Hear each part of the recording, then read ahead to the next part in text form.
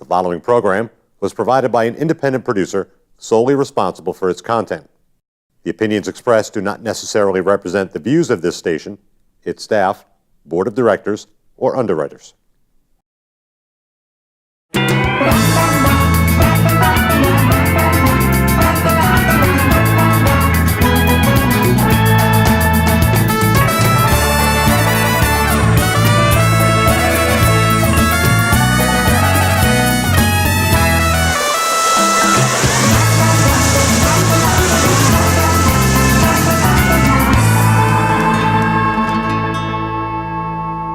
Welcome to the Happiness Jungle TV show. I'm your guest host, CamiBaker.com, and I'm excited, as I always am, for all of our shows because everybody that we have on the show are visionary and entrepreneurial and have a vision and a method and a madness, and Michelle Baker is no exception to that rule. Michelle and I met at an event, a networking event. Michelle had a table and I got a table at this event. And no, I don't do a lot of tables at events. This one I was at specifically because I knew there would be entrepreneurs and business owners there with nothing else to do but chat, because it was one of those kinds of places. And boy, did we. So, Michelle, tell our viewers a little bit about yourself. Oh my gosh, yeah. No, we definitely had a kindred spirit that day. I think that's why we were predominantly the reason why we were there. So what am I? I'm a designer and an artist at heart, but also very entrepreneurial. I have been since a really young age. I can remember 14 years old starting my own little businesses. 20 years old, I ran a business out at Hampton Beach. What were you doing at 14? I would go from neighbor to neighbor. I had a little network in my neighborhood, and I would do women's nails. Really? Yep, I had a whole, it was the 80s. I had all these nail polishes, and they would pay me $5. Nice. And on Saturday, I would go to like 3 or 4 different houses, and I would paint their nails, and then I had my $20 for the weekend. Pure profit, too. 14, it's not a bad start. Yes, low overhead. Good for you. So 14, you're doing nails. 20, you were doing what in college? I was doing caricatures out at Hampton Beach. I just decided I did have another job at the time, and I was getting pretty good at cartooning and doing caricatures. So I tried that for a summer. So, which leads you right into what you're doing today, and just absolutely exquisite artistry that you do, and have been doing a lot of it on Etsy. And tell everybody a little bit about the Rock and Chalk. Rock and Chalk is about 5 years old, and that came about as I did have other more corporate jobs, and I did more even as a freelancer, I was working with more business-to-business corporate graphic design. When I stepped away to have children, I sort of decided it was time to get back into illustration and be able to do a little more of the fine art side. So Rock and Chalk came out of me experimenting with charcoal and chalk illustration, which I took toward a food and beverage topic as my subject matter. So that kind of, I still end up doing a lot of business-to-business work, but it's for restaurants or it's for beverage brand companies, as well as event signage for people who are having big events. It could be corporate events, it could be weddings. So Rock and Chalk has been a total exploration of like how to apply fine arts into something that's you can monetize. I think as entrepreneurs, it's a fine art to figure out what your skill, what your niche is, and how to make money and monetize it. Right. Which is also something you help artists do, is to learn how to monetize what they do. I wish we had a way to put up on the screen an example of what your work looks like, because it is exquisite. But tell everybody where they can find examples, your website, all that fun stuff. Yeah, sure. Rock and Chalk. Now I always have to spell it because it sounds like shock, but it's like a chalkboard. Rockin, ROCKINCHALK.com. And you see hundreds of examples of the work that I do. And I mean, that's the long story short. Finding that vibe was the other struggle. Was after 12, 13 years in graphic design, I could have done 10 different things. That's what you do as a graphic designer. You design what a client needs. So there was a struggle there of finding the direction to go, because you can't confuse customers and say, here's the 20 different things I do. Which one do you want to buy? If you do that, you need 20 different websites. Yes. So I just actually gave a talk at a gallery in Exeter about that very thing, about finding your niche and then playing to your strengths within the audience that's going to appreciate it. Well, I think that's a great point for our viewers, especially the people who are looking for someone like yourself to hear, because I know when I went from real estate to network marketing back into real estate into doing Mingle to Millions, I just thought it was one business, but I've realized that online programs versus face-to-face programs, and one-on-one versus group, and being a speaker versus being an author, and are you doing fiction or nonfiction? Like, each and everything is a totally different business. Even as a speaker, keynote speaker, to be paid $5, $10, $20,000 to show up is one thing. Speaker that speak to sell, where you show up and sell a product. TED Talks, like each one is an individual business, like what you're saying. You've got 20 different talents, but it's 20 different businesses. And if you are being pulled in all these different directions, I think of it as like the sun. It's got all these rays of sun, right? Like we're just this big, lot of rays. But if you don't have that magnifying glass, you're never going to catch fire. So you got to find that one thing that you can really focus on. Yeah. Right. And don't you help artists to do that? And yes, because it's messaging. It's how you're going to speak to each of those demographics. You know, someone who's going to book you for one thing, you're going to speak to in a certain way, different than you're going to speak to a coaching client. It's just very different audiences, and you're the same person, you're the same entity, and you bring all these gifts, but you kind of have to have your conversations be a little bit different for each of those niches, and that's important. And for somebody who's creative like yourself, or any of the people in your community, which I want you to talk about in just a moment, but you're so creative. Yes, we, in very different ways, are not lacking ideas.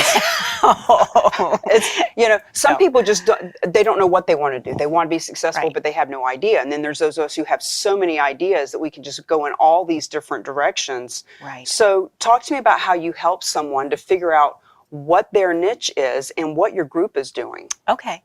Well, the group, first of all, it's very new, but it has so much energy and so momentum that I just love it. It's called Mad Hat. So MAD is an acronym for Makers, Artists, Designers. And the hat is helping artists thrive. There's a Hat Chats is a podcast that is an offshoot of that, where we talk to different people within this realm of entrepreneurial or self-employed creatives, and discuss all the different struggles, because there's a huge knowledge base that we can share and learn from one another. Mad Hat right now is New England based, so it's really nice that we can be online, because that's a great way to share conversations, but every now and then do something that's actually face-to-face and collaborative, because a lot of us are working in isolation, and that's really what drove me to the point of saying, I want to work with people, I want to collaborate. I think as they say, we rise by lifting others. I found that when I would facilitate a workshop and have someone come in as a guest artist, I would hustle to really sell that workshop even more than if it was just me, because I didn't want to let them down. Yeah. And then I would always get something out of what they brought to it. And I thought, I like this. I like the feeling of this. And that's really Mad Hat times whatever we can grow it to be, so that we can share resources and information. This particular past month, because this is March, we just did a group exercise in goal setting. And it was called March Madness instead of March Madness. And what it is basically a bracket sheet, where, just like you said, we have no shortage of ideas. It was an exercise in brain dumping, all the stuff that's rattling around, our creative, for years I've been meaning to do this or that project, and it just keeps getting pushed. It just doesn't make it. So then we look at these ideas, we take it down to the next level. Okay, let's simplify it down to 8. And then, okay, what makes your final 4 in this bracket, and what are you actually going to do this month? And hold yourself accountable to getting it through, instead of having it be on the back burner forever. Or if it does stay on the back burner, sometimes you need to just let it go. It's okay, it's not meant to be maybe this year or even next year. And don't feel guilty about that, because we'll get really bogged down in all the things I didn't do. And look at the things you did do, look at the things you do accomplish. So that's just one example of sharing some of the, I think, time management skills, the business skills. The bracket sheet also, we called it the bracket sheet, it also balanced what are your creative initiatives versus your self-promotion, and versus just the money, the income. You kind of have to keep it all going, all those wheels spinning. as we would say in network marketing, it's like having plates. Like if you have the pole with the plate spinning, you get this one spinning and that one spinning, and you got to spin that one some more. Yeah, I love the acronym. It's, Yeah. TED Talks, technology, education, and design, I think is what TED stands for. And I could see Mad Hat being something that is a movement I would hope so. that grabs would on be, all over the country and all over the world. Yeah. That would be ideal. That, because I think when I do like to read a lot of business books and, follow different people, podcasts or whatever. And there are so many people that have brilliant principles to put out there, but sometimes when you're speaking to creatives, it's not like you have to talk a different language. I mean, we get it, but for us to apply it to what we do, it's almost like a different dialect that you have to sort of help us to help ourselves lay it out there. And we may be more visual the way we learn. Well, yeah. Yeah. No brainer. But yeah, so I think just kind of a twist in dialect is the way to go, and to sort of break it down into very specific things like, okay, well, how does this, it all sounds great in theory, but how does this actually apply to me making art or making whatever artisanal thing I make and selling it? Talk a little bit about exactly who this is for, like, makers, artists, and designers. Give me an example. Right. Well, so right now our group has a lot of people who are in the teaching sector of art. So they either teach in the school system or they teach privately, or even if they just are instructors doing the paint night event type of things. We have several of those. I have a couple of graphic novelist, cartoon, published comic book professionals.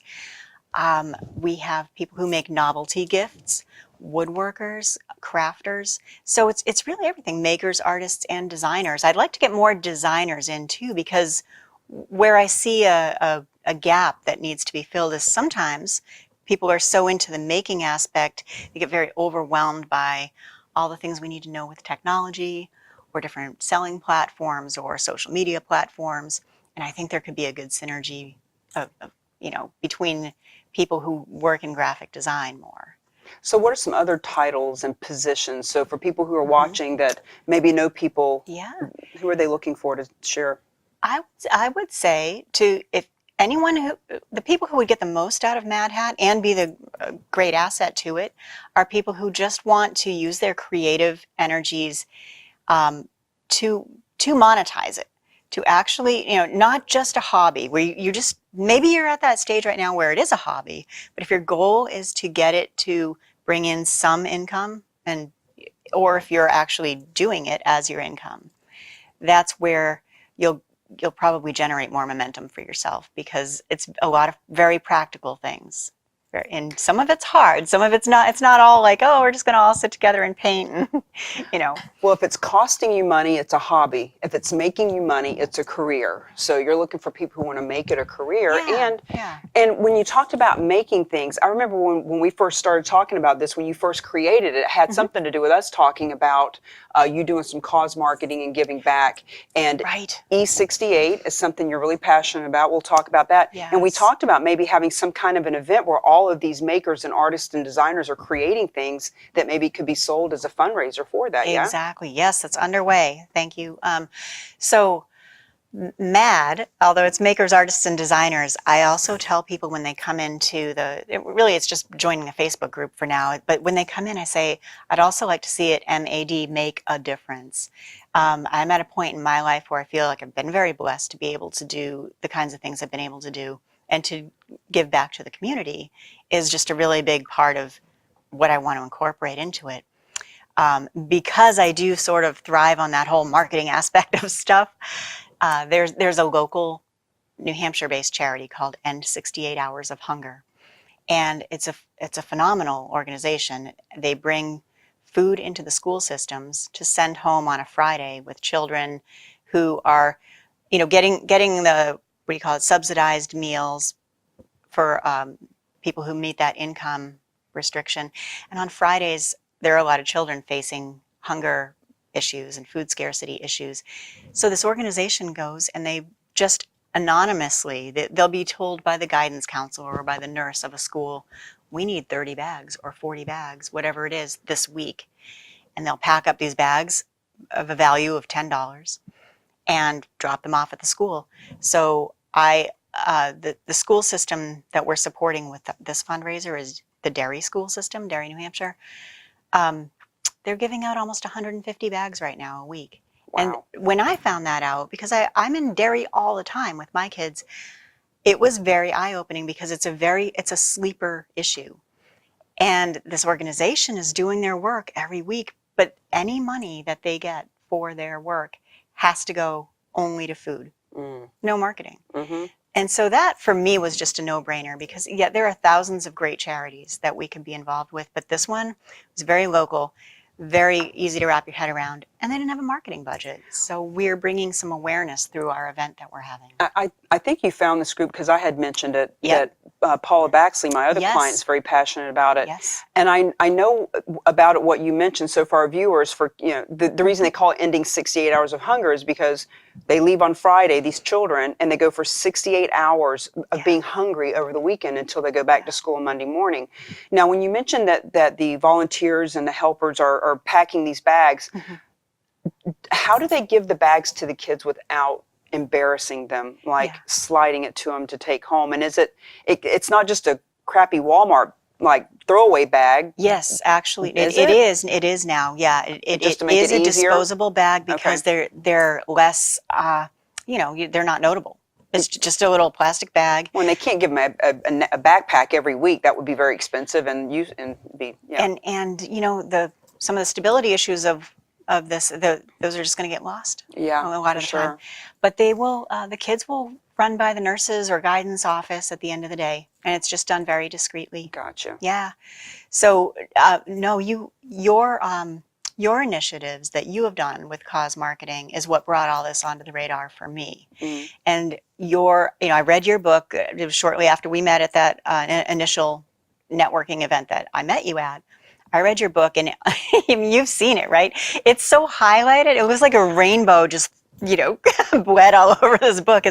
I loved so many things of it. That had to be one of the longest emails I've ever gotten and it's highlighted and it's dog-eared and I underlined and it was just, you are a exquisite writer, let me just say. Just your words are, thank you. They're moving.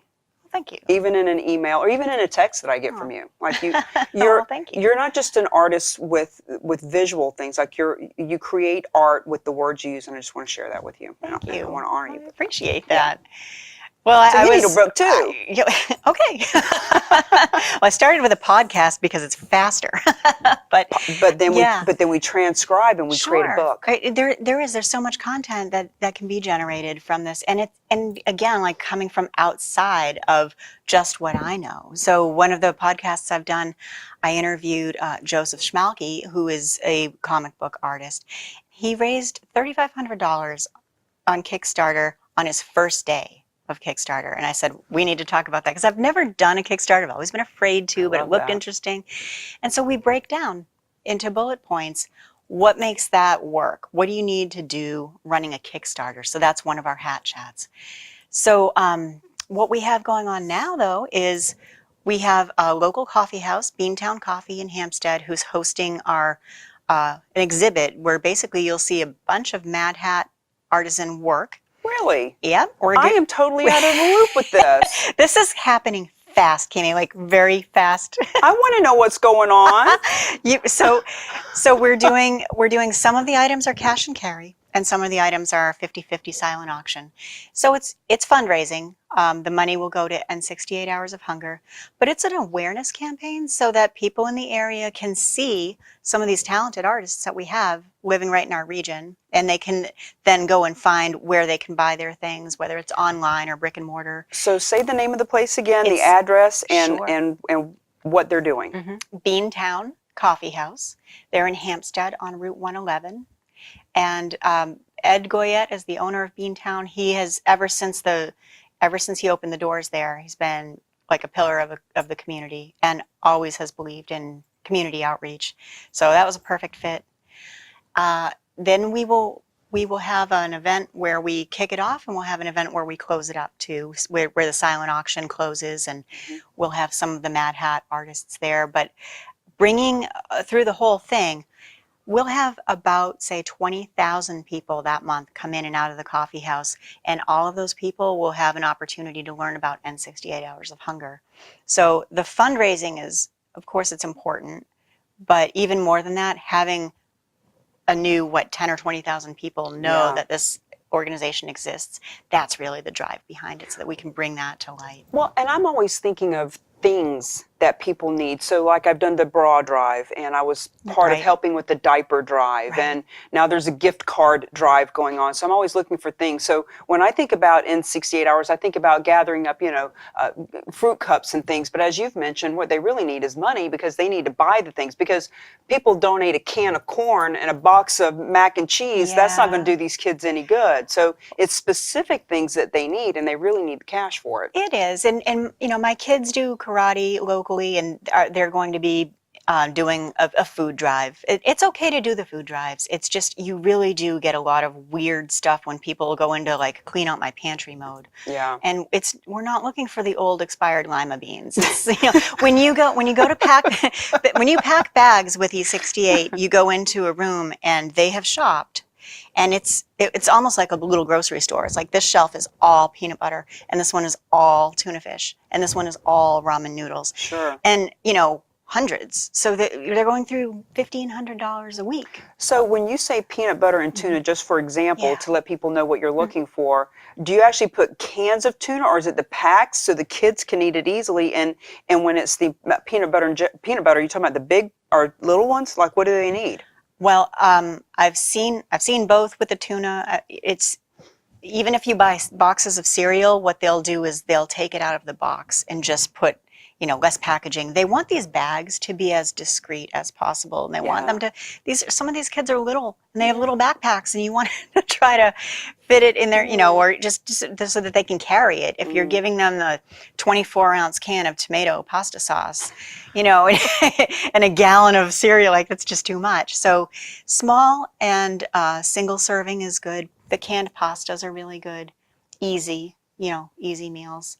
Well, I don't mean to laugh, because I mean, all of those food items are needed, like when it's a Yeah. family, and there's Right. places to donate that sort of thing. I just want Right. people to understand that, when you're packing a little backpack, you can't use that kind of stuff. As a matter of fact, I'm fortunate to be working with Anytime Fitness in Wyndham now.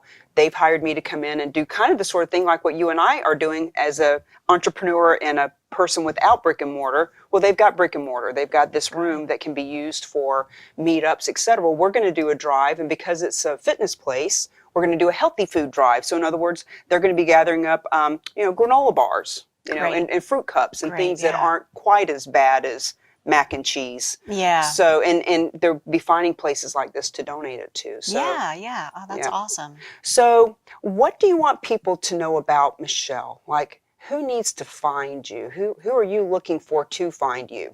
I'm looking for more creatives to collaborate with, to learn from, and to share. I have this belief that we use our gifts to help others grow, and I know that I at this point as I get older and wiser, I have a lot of things to, if I was talking to myself 20 years ago, 10 years ago, I'd have a lot to say. Yeah. A little Yeah. too much probably, but that goes all the way around. I have learned, literally had my 12-year-old come home from school and teach me stuff on how to use the whole Google platform of Google Yeah. Docs and Sheet. And I'm like, you never stop learning. Yeah. So whether you're returning a retired person or it's a student that's half your age, we all have people to learn from. And I think when we come together as creatives, it's really nice, because we're sort of an introverted species sometimes. So it's nice to just kind of sit down with people and one-on-one, one-on-three, and just kind of share. Well, the way I look at it as an entrepreneur and entrepreneurship, I feel like we're on an entrepreneurship all by ourselves, like a big ghost ship, sometimes the pirate ship, Yes. and we are the captain of our entrepreneurship. And it can be so lonely, and it can be sad and depressing sometimes, and know. it can be exciting and give you space all at the same time. But where I really shine for me, and it sounds like for you, is getting around like-minded people that are visionary and talking about great ideas. And that's exactly what you're looking for in your group. Now, I know you have a piece of paper under your fanny that has some notes that you want. So I want you to be able to mention things. So you mentioned there's several books that you'd like to mention. Of course, mine is one of them, and I'll give you a moment for that. Yeah, no, Mingle to Millions was, I just have like 3 or 4 books that I've read in the past couple years that were game changers for me. Mingle to Millions was one because of the 2 overarching things in it was cause marketing in general, because I have switched on that philanthropy part in my brain that said I really want to do something that has a little deeper purpose. And the other thing that you teach through that and through all of your teachings is not networking in the whole like, here's my business card, here's my elevator pitch, but the net webbing where you just kind of put yourself out there and attract the right people. Who wants to go out and meet 400 people that aren't the right people? That's not quality versus quantity. Yeah, and especially if some of that, like, you know, elbow rubbing is kind of painful to begin with because you'd rather just be in your studio creating. You just want to get with the people that you can actually be comfortable with. So net webbing was something that really changed the way that I started to do business and how I started to look at clients, customers, friends, neighbors, all of it. Another couple of books, I love The Barefoot Executive by Carrie Wilkerson. I don't know how many times I've read it. So when I say the past 2 or 3 years, I think I started reading it maybe 5 years ago, and I kind of revisit it like each year because there are so many takeaways. And she's a motivational work from home mom, speaker type of thing, and just gives you so many nuggets that you can apply and start where you are is one of her big things. Start where you are. And then The Toilet Paper Entrepreneur by Michael Michalowicz. Mike Michalowicz. That is a fantastic book if you don't want to look at building a business plan in the traditional sense, because we're a little creative and we don't want to do it the way it's, you know, traditionally taught. He talks about the importance of the 3 sheets. So toilet paper, 3 sheets left on the roll. What are you going to do? How are you going to make it count? Really, he simplifies business plan down to the 3 sheets that you need to run a business. Well, we're at the end of the show, Michelle, and you are a joy and a pleasure as always. Thank you for having me. And I really want to encourage anyone and everyone that is creative, that is entrepreneurial, that is you know, looking for this type of a community to reach out to Michelle because she's just, from the minute we met, from the minute we laid eyes on each other, we were just cut from the same cloth. So it was the shoes, really. I think we both had sparkly shoes. Always, always, always. So thank you for being a part of the Happiness Jungle TV show. We are excited to know that we live in a jungle, and it is a happy one too. Thank you, Michelle, for being on. Thank you for having me. This has been great. You're welcome.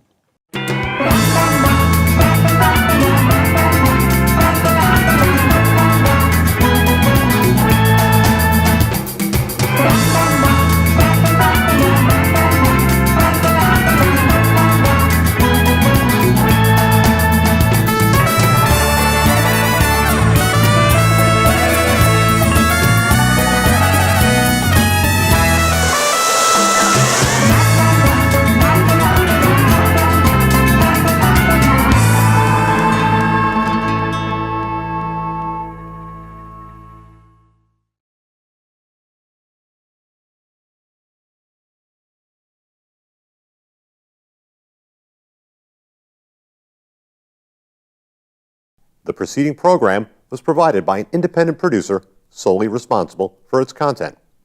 The opinions expressed do not necessarily represent the views of this station, its staff, board of directors, or underwriters.